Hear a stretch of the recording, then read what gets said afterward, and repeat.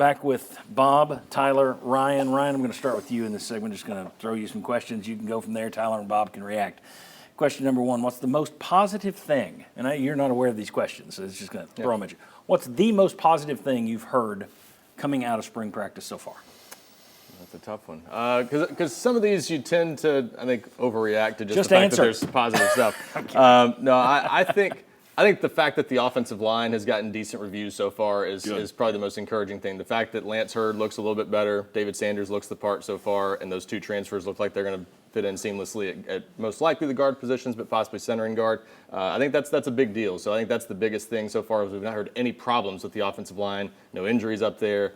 Everything's kind of gone about as well as you could have hoped for to this point. I would say that's one. Yeah. Then we'll get back to your close second. Tyler, doesn't that prove that the defensive line sucks? Not at all. Actually, if there's anything I could take away from that, I want to follow up with any perhaps center, because I know that right now you have William Satterwhite as well as Max Anderson. It seems like they're going back and forth. Has there been any lenient on who's replacing Cooper Mays? I think I would lean Satterwhite, but I don't think that's a done deal yet. And part of that is the second option might be Sam Pendleton sliding to center, the Notre Dame transfer, and putting someone else at guard. So I mean that's a legitimate option. They're working Pendleton at both center and right guard, so they've got that veteran option there if they feel they need someone else. But I think Satterwhite may be the slight leader in the clubhouse, but definitely not done. Bob, any reaction to the offensive line sounding like it's doing better? Well, if that is true, and they are better, then I think that's really good news because I thought you got by last year pretty dang well at 10-2 with a only slightly above average offensive line. Well, that wasn't a great offensive line, and I think you had real problems at tackles. The tackles issue. So if they're progressing nicely, then that's really good news because your offense worked with an offensive line last year. I don't want to say they were average. I mean, Cooper Mays wasn't average. He's a good football player. So is Sproggins. But if you're better, okay. You don't have any of those guys that are going to be high draft picks. Correct. In the middle of that line. Well, now, to be fair, we don't know if they're going to be better. That's the other side of this is they're playing against a defensive line that's got a few guys missing right now. Yeah. They don't have Josh Josephs. We'll see if he's James Pierce. I mean, there are reasons to still wonder how good they are, but it's been solid so far. And you did say progressing. Yeah. So that could have been they've gone from terrible to awful. Yeah. But we haven't heard any no scrimmage reports of the offensive line gave a ton of pressure. Right. Nothing like that. It's been status quo. What was your number two? Number two, I would say the fact that they had their first scrimmage Monday. It sounded like Nico was very much in command and the offense was overall solid, and that Nico has taken the steps you would expect him to take so far this offseason. Now it's 3 months in. You're not that far removed from that Ohio State game, so we'll see in August and September what he really looks like. But the fact that there's some questions still about the receivers around him. Are those guys going to be good enough to really elevate this offense? But so far, he's taken some strides, I think, this offseason that leads you to think he's capable of doing more than what we saw last year. The big talk coming out of that first scrimmage was Travis Smith. Mm-hmm. It was not Mike Matthews and Braylon Staley. Yeah. I want to hear how special those guys are because since they arrived, they're going to be special. All last year. Don't you see? They're special. I'm not seeing it. I'm looking at this end of the field. Are they over there? Yeah. I haven't seen them be special yet, so I want to hear these guys are as special as they're made out to be. We got about a minute here. Most concerning thing you've heard coming out so far?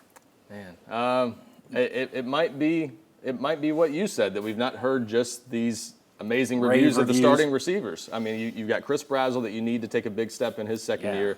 Haven't heard a lot about him. He's been pretty quiet overall this spring. And we didn't hear about Mike Matthews and Braylon Staley just showing out in the scrimmage. Now, I think they were fine, but is fine good enough to take this offense to another level from what we saw last year? You've got to replace Dante Thornton.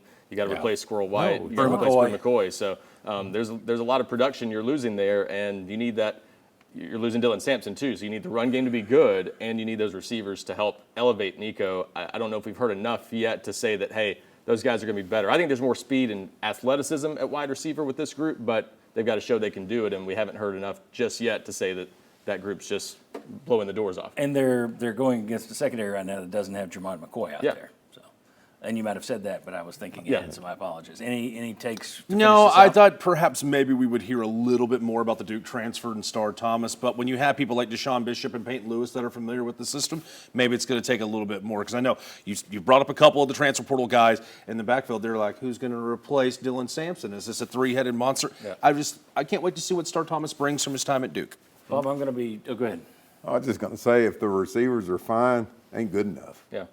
I mean, for this offense, you can't be fine.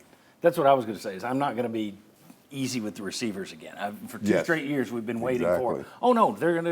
Okay, let's see. Well, and Let's also see in the it. scrimmage, didn't the offense have trouble scoring? They scored. I think there was one score from the first team offense. It wasn't an overwhelmingly good day, but it was a solid day. And we don't know how many drives they got. There's so much you don't know when we're not. Well, and what the rules seeing. were, yeah, and this, that, and the We're other. I doing get- yeah. situational stuff, but yeah, overall solid day, but not overwhelmingly good. Yeah, I mean, technically they could work on red zone all Yeah. night, not tell you and say we had 8 touchdowns. Right. Yeah. Yeah, because they were all from 10 yards. The other negative story, Miles Kitselman's injury is a big deal. I mean, Massive. Yeah, we talked about that last Yeah, week, it's- and it's- that continues to be huge. When you're talking about your football team and the word fine comes up, I don't like that. Yeah.